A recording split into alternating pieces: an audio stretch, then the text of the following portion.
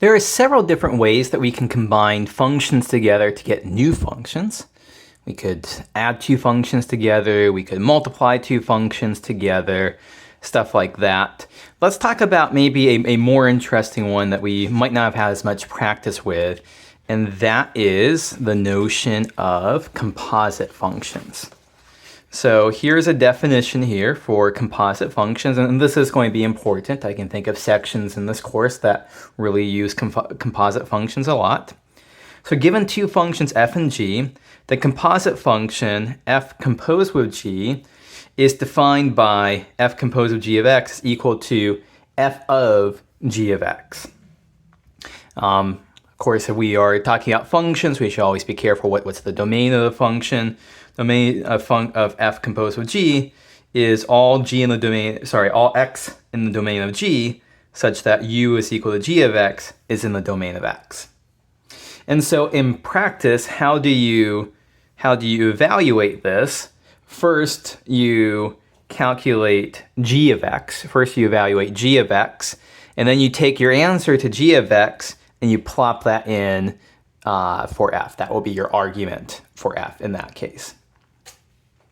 So let's just go ahead and do some quick examples here. So f of x is equal to 3x squared minus x. G of x is equal to 1 over x. I'm just going to make up some examples here. So for example, if I said to you, what is f of g of 2? What we would do is, first we would evaluate, one way to do is that we could say, well, what is g of 2? G of 2 is 1 over 2, 1/2. And so then f of g of 2 is equal to f of 1/2. So let's take 1/2 and plop it in here to our expression for f of x. 3 times 1/2 squared minus 1/2. 3 times 1/2 squared would be 3/4 minus 1/2 is 1/4. So that's an example of how to do this kind of composite function business here.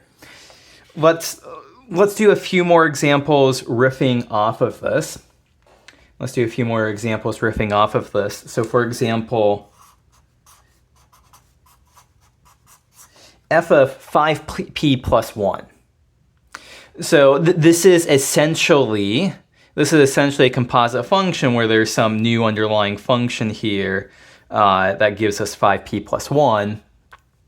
What we can do is that, whatever we see up here, we're just going to replace x with 5p plus 1. So we would end up with 3 times 5p plus 1 quantity squared minus 5p plus 1.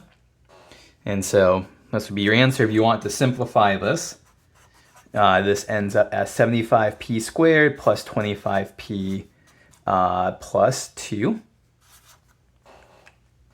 And so I commented that we could have written this as a composite function. So perhaps I'm just kind of taking this one problem and keep modifying it.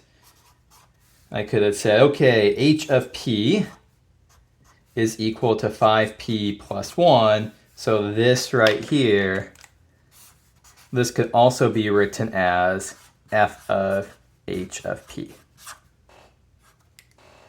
So that's another way to get to f of 5p plus 1.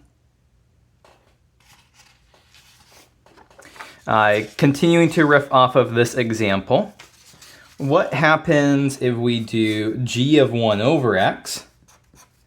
So g of 1 over x is going to be, well, we plop in, everywhere we see an x, we replace x with 1 over x, so it's 1 over 1 over x.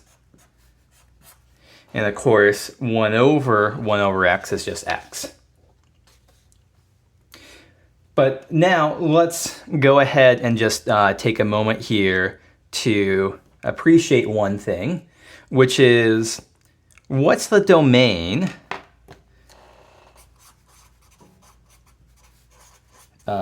g of 1 over x. So you might be tempted to say, oh, look, g of 1 over x is just x. And so our domain is all real numbers. You take any number and it just returns to you that number. But there's one thing we have to watch out for, and that is by going through things, we have to do 1 over x to get here. So the domain of f composed with g is all x in the domain of g such that u is equal to g of x is in the domain of f here. We had to go through, we get problems at 0.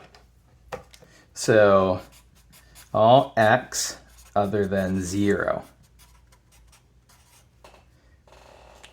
So you can't plop in 0 here because you'd be doing g of 1 over 0. 1 over 0 is just not defined, so we have to exclude 0 from here. So this just kind of shows that you need to be careful.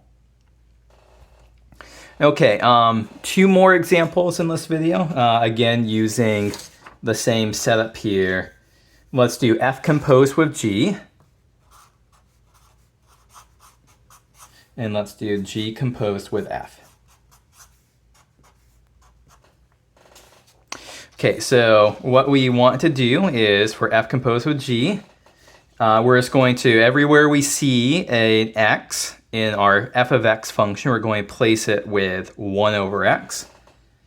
So 3 times 1 over x squared minus 1 over x.